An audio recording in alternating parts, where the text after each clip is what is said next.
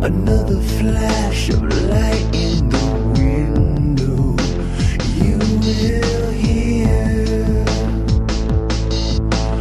looking down upon the sky. Am I the only one that will need you over me?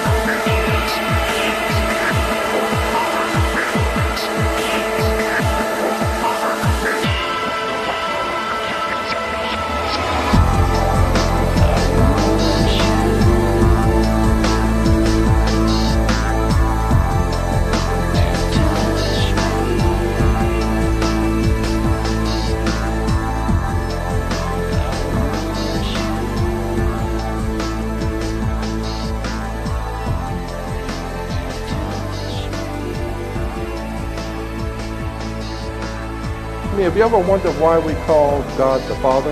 You ever thought about that? I mean, women, some of the women's liberals were saying it could be of God the Mother. I don't know. But the point being is that why do we call God the Father? It's because of rain. Rain is why we call God the Father. And consequently, the idea was that the earth was our mother, Mother Nature, Mother Earth. And Mother Nature gets impregnated with God's, the Father's sacred fluid that comes and falls on the earth and impregnates Mother Nature because everything grows. And so once a year, there was a celebration in Phoenicia, Cana, when the spring rains would come. And consequently, the Phoenician Canaanites knew that the rains were coming and it was going to bring a whole new life to the earth. So consequently, they had a celebration of spring, and it was called the marriage feast of Cana. The marriage feast of Cana. And this is in the Bible. As I said, that there are many things in the scriptures that are hidden right in front of you. If you don't know what they mean, you don't know where they came from, you'd be surprised when you begin to look at where these stories come from. The whole idea of the marriage feast of Cana was Mother Earth, Mother Nature asked God's Son, our risen Savior, and of course the Son is your risen Savior. As a matter of fact, if it don't come up, we're dead. So consequently, the Son was our risen Savior, and so Mother Earth asked God's Son to draw water. The water is drawn by the Son, so it can grow, it can fall on the grapes, and the grapes can be made into wine, so it changes water into wine. And this goes back to the old ancient Phoenician Canaanite, and even the Jewish rabbis will tell you that. Consequently, there are symbols and ideas and concepts in government which are put there purposely to mislead mislead you. There are symbols and ideas in all of our systems purposely to mislead you. And I'm saying that even the theological basis for what we think we're doing has also been misled. And until such time as we get it right, we're never going to have that divine protection that the universe offers you when you're doing it right. The ancient Phoenician Canaanites said that the women should listen to their god Saturn. They always knew Saturn had rings. So they said the women should listen to their gods. So women were to wear ear rings. Men were to get married before their gods, so they were to wear a wedding ring. Kings were to get crowned before their gods, so consequently they would have a round crown, the corona. The ring, Saturn, is the god of this world. From that we get the dark side of the Force, Darth Vader. Remember Darth Vader with his Nazi helmet speaking to the Masonic Triangle? Somebody better do their homework. This stuff is fascinating when you get into it. Our international banking cartels, which control, finance, and organize and direct all of this corruption, wars, and bloodshed, we're all well aware of that, but most people don't know that international banking cartels go back to the Vatican. The Vatican, as far back as the 5th, 6th, and 7th century, was the power of Europe. The Vatican dominated Europe, and Europe dominated the world. Even Uniform Commercial Code, the international banking codes of the world, are based on Vatican canon law. I mean, that's why when you walk into a courtroom, why do you have to go to court? Anybody ever wonder why you go to court?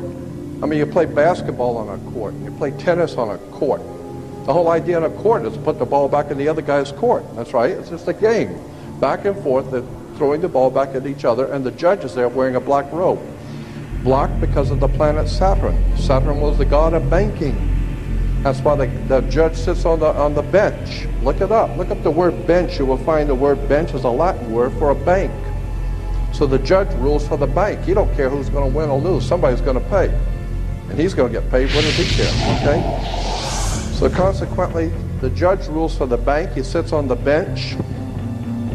The whole idea is you're in court to play ball back on the court. How do you play tennis on a court? You play with a racket. Why? Because the whole thing is a racket. They're using terms and symbols and emblems.